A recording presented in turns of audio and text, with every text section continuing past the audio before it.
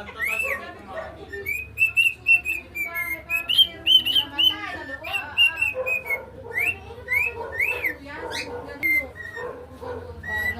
Nakinig naman kay Chris. Sabi ko, yung tarpaulin, tinago ko.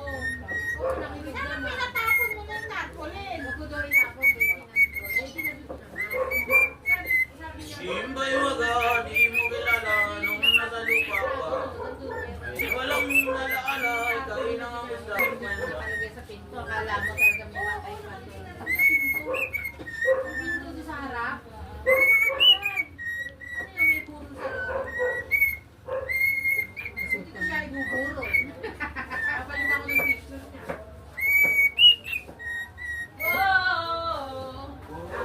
Siyang pinaano. Eh, bakit naman ko? Konsensya ba yun? Hindi, diba sabi ko? Hindi ko konsensya. Natutuwa ko. Masasama na ng ugali mo. At saka unang Makain na si Coco. hindi, namatay sa sakit.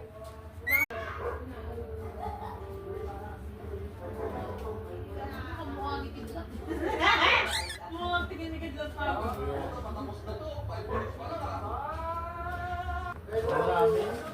Tuwid mo na yung sinarami. Ayoko, huwag na yung may ito. Huwag na. Kaya yun.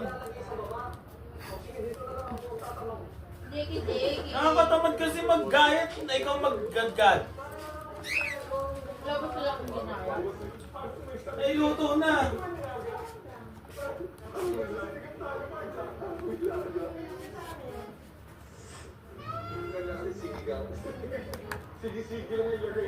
Di ba naman lalagyan ng tomato sauce yun eh? Hindi yun. Bagay, from Bahrain pa yung katulong mo eh.